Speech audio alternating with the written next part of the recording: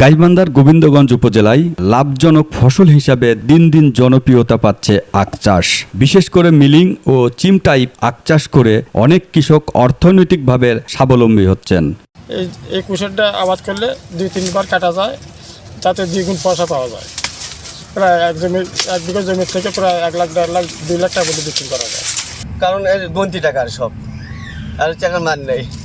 9 টাকা 10 টাকা পিস বিক্রি হয়, গন্তি টাকা। আমার মনে করেন জমিতে আসে, এই মনে করেন পাটিরা নিয়ে যায়। জেলা কৃষি বিভাগের তথ্য অনুযায়ী চলতি মৌসুমে প্রায় 215 হেক্টর জমিতে আখের আবাদ হয়েছে।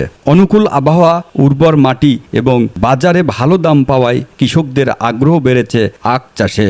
এটা 20 থেকে 25 বছর হচ্ছে বয়স। আমরা সেই থেকে মনে করেন আবাদপাতি করছি, জীবন নির্ভর করছি। লাভ মোটামুটি ভালো। এই একবার গাড়লে ওই 3-4 কাটা দেওয়া যায়। একটা মাল মনে করেন 10 টাকা, একটা মাল কাটলি 10 টাকা, তারা নিয়ে যাবে আছে 20 টাকা। কৃষকেরা জানান, উন্নত জাতের আখ চাষে উৎপাদন খরচ বাদ দিয়ে প্রতি বিঘায় 1.5 থেকে 2 লক্ষ টাকা পর্যন্ত লাভ করা সম্ভব হচ্ছে। গাইবান্ধা জেলার গোবিন্দগঞ্জ উপজেলায় এই বছর আখ চাষ হয়েছে 215 হেক্টর জমিতে। এর মধ্যে আমরা যদি সাধারণভাবে ভাগ করি, একটা হলে মিলিং আখ বলে, আর একটা হলে নন মিলিং আখ।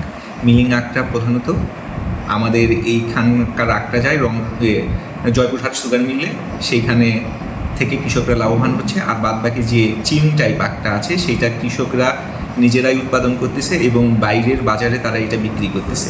কৃষকদের সাথে কথা বলতেছি, তাদেরকে আখ চাষের টেকনিক্যাল সাপোর্ট দিচ্ছি, কিভাবে তারা বৈজ্ঞানিক উপায়ে আখ চাষাবাদ করলে অধিক লাভবান হবে কম খরচে। এই জিনিসটা আমরা কৃষকদেরকে শিখাচ্ছি।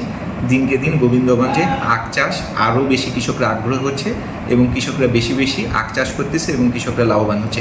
গোবিন্দগঞ্জে উৎপাদিত আখ স্থানীয় চাহিদা পূরণের পাশাপাশি ঢাকা সহ দেশের বিভিন্ন অঞ্চলে সরবরাহ করা হচ্ছে। কৃষি বিভাগের সহায়তা ও কার্যকর বাজার ব্যবস্থাপনা নিশ্চিত করা গেলে ভবিষ্যতে গোবিন্দগঞ্জে আখ চাষের পরিধি আরও বেড়ে যাবে বলে সংশ্লিষ্টরা মনে করছেন।